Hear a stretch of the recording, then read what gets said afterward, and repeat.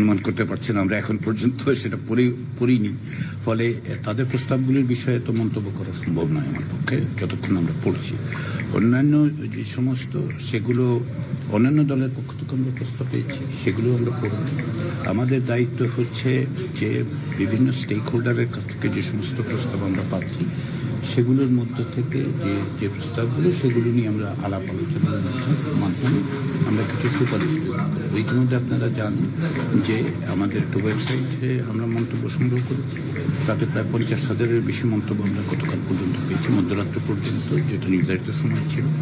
আমরা স্টেক হোল্ডারদের সাথে আলোচনাগুলো অব্যাহত রেখেছি। ইতিমধ্যে আরও কয়েকটি সংগঠনের সাথে আমরা কথা বলবো এবং কয়েকজন নেতৃস্থানীয় ব্যক্তির সাথে। এর বাইরে যেটা আমরা আগামী সপ্তাহে থেকে অবশ্যই শুরু করব সেটা হচ্ছে একটা জরিপ, সারা বাংলাদেশে একটা জরিপ তৈরি করবো, যাতে করে সমস্ত ধরনের মানুষের মতগুলো আমরা পাই, যে ধরুন নগর এলাকা, গ্রাম এলাকা, বয়স্ক, তরুণ, সকলে। তো এটাই হচ্ছে আমাদের কাজের অগ্রগতি হচ্ছে। আমরা আশাবাদী আমাদের কমিশনের সকলে আন্তরিকতার সাথে কাজ করছেন এবং আমরা সকল রকম সহযোগিতা পাচ্ছি। আমরা অত্যন্ত আনন্দিত যে সকলে সহযোগিতা করছেন, সিভিল সোসাইটি থেকে পাচ্ছি, রাজনৈতিক দলগুলোর পক্ষ থেকে পাচ্ছি। তো আমরা আশা করছি যে আমরা নির্ধারিত সময়ের মধ্যে আমাদের সুপারিশগুলো দিতে পারবো। স্যার, নির্বাচনের সাথে এই সংবিধান সংস্কারের একটা খুব যোগসূত্র আছে। যেহেতু সামনে নির্বাচন হবে, এখন করতে বিভিন্ন প্রস্তাব এসেছে, দ্বিপক্ষ বিশিষ্ট প্রস্তাব এসেছে, নানা প্রস্তাব এসেছে। নির্বাচনটা, জাতীয় নির্বাচনটা কোন প্রক্রিয়া হবে সেটার সাথে এটার সাথে জড়িত। তো আপনারা কবে নাগাদ এই শেষ করে আপনাদের এই পুরো প্রক্রিয়া শেষ করতে আসলে কি পরিমাণ সময় লাগে?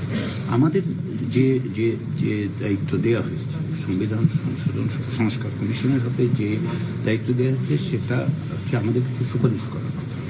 তো আমরা প্রস্তাবগুলোর মধ্য দিয়ে আমাদের একটা নির্দিষ্ট সময় দেওয়া হয়েছে 90 দিন। আমি যেটা বলি যে যেহেতু 6ই অক্টোবর এই কমিশনের যাত্রা শুরু হয়েছে, আমরা 5ই জানুয়ারি পর্যন্ত সময় পাবো এরকম আশা করি, যদিও বলা হচ্ছে 30শে ডিসেম্বর পর্যন্ত। তো আমরা সেই প্রস্তাবগুলো দেব। তারপরে নির্বাচনের প্রক্রিয়াগুলো এক হচ্ছে যে নির্বাচন সংস্কার সংক্রান্ত একটা কমিশন আছে, তারা বলবে। আর এটা নির্বাচনের সিদ্ধান্তটা আসলে নেবে অন্তর্বর্তী সরকার। আমাদের ক্ষেত্রে শুধুমাত্র এই নির্বাচন তো না, সংবিধান তো কেবলমাত্র একটি নির্বাচনের বিষয়। আগামীকালের নির্বাচন, আগামী বছরের নির্বাচন, গত বছরের নির্বাচন। আমরা সংবিধানের মধ্যে যে সমস্ত নির্বাচন সংক্রান্ত যে প্রস্তাবগুলো, যে মতামতগুলো এসছে, সেগুলোর থেকেও আমরা সুপারিশ তৈরি করি। ফলে সুনির্দিষ্ট করে নির্বাচনের বিষয়টা কবে হবে, কী প্রক্রিয়া, সেটা সরকার করতে হবে। এবং আমাদের পক্ষে, বিশেষ করে সংবিধান সংস্কার কমিশনের পক্ষে বলা সম্ভব। সংবিধান পুনর্লিখনের দাবি অনেকের পক্ষ থেকে আছে। এখন পর্যন্ত প্রস্তাবনা দিয়ে আপনার মোটা দাগে দেখেন, তাহলে কি ধরনের প্রস্তাবগুলো আর কি বেশি এসেছে? সেক্ষেত্রে পুনর্নিয়ন বা সংশোধন, বিয়োজন, সেই বিষয়গুলো যদি একটু ভালো।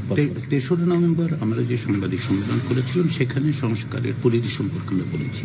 আমরা সবগুলোই দেখেছি, সংশোধন, সংযোজন, বিয়োজন, পুনর্লিখন, সকল কিছুই আছে। আমরা তো এখন স্টেক হোল্ডারদের সাথে কথা বললাম, তাদের লিখিত বক্তব্য আছে। সব লিখিত বক্তব্য কি আমরা পড়ে শেষ করতে পেরেছি? আমরা এখনো পারিনি, সঙ্গত কারণে বুঝতেই পারেন। তো সমস্ত রকম যে মতামতগুলো এসছে সেগুলো আমরা বিবেচনায় নেব। বিবেচনায় নিয়ে সেগুলির মাধ্যমে যেখানে যে ধরনের সুপারিশ করা দরকার, আমরা সেই সুপারিশগুলো। কথা বললেন, আমাদের অংশীদারের সাথে আলোচনা করেছেন, সেই আলোচনায় আসলে সংস্কার নাকি পুনর্লিখনের বিষয়? দেখুন, সংস্কার কথাটার যে ব্যাখ্যা আমরা দিয়েছি, সের মধ্যে পুনর্লিখন আছে, সংযোজন আছে, বিয়োজন আছে, সংশোধন আছে, সবকিছু আছে। আমরা সংস্কারটাকে বড় অর্থে দেখছি আর কি, তাই না? শুধুমাত্র একটি কেবল সংযোজন হবে, কেবল বিয়োজন হবে, কেবল পুনর্লিখন হবে, আমরা তা বলছি না। আর আপনি যে প্রশ্নটা করেছেন যে আমরা কি শুনতে পাচ্ছি, বিভিন্ন মত শুনতে পাচ্ছি, পরস্পর বিরোধী মত তো আছে, তাই না? ফলে এক কথায় যদি আমি সারাংশ করতে চাই, তাহলে একটু বিপজ্জনক পরিস্থিতি তৈরি হবে। কারো কথা বলবো, কারো কথা বলবো না। ফলে আমাদের সময় দিন, এটা বলছি এই কারণে যে আমরা সকলের মত শুনছি, সকলের মত সংশ্লিষ্ট করে তাদের মতের সারাংশ নিয়ে কিছু কিছু সুপারিশ তৈরি করতে পারবো। এবং সেটার জন্য একটু অপেক্ষা করুন। আপনাদের সহযোগিতা খুব দরকার, আপনারা আমাদের সহযোগিতা করবেন। এই পর্যন্ত আপনাদের সহযোগিতার জন্য আমি সত্যি সত্যি আপনাদেরকে ধন্যবাদ দেব।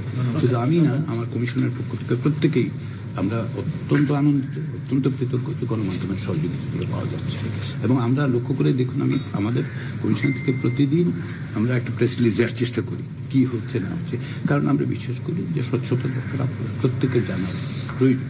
সেজন্য যখনই কিছু হচ্ছে, এমনকি কোনো প্রতিনিধি দল আসলে আমাদের সাথে দেখা যাবে, সেটাও আমরা জানাচ্ছি, এবং কাদের সাথে আমরা কথা বলছি সেটাও আমরা জানাচ্ছি। এই স্বচ্ছতায় আপনারা সহযোগিতা করছেন, সেজন্য অসংখ্য ধন্যবাদ। Thank you. Thank you.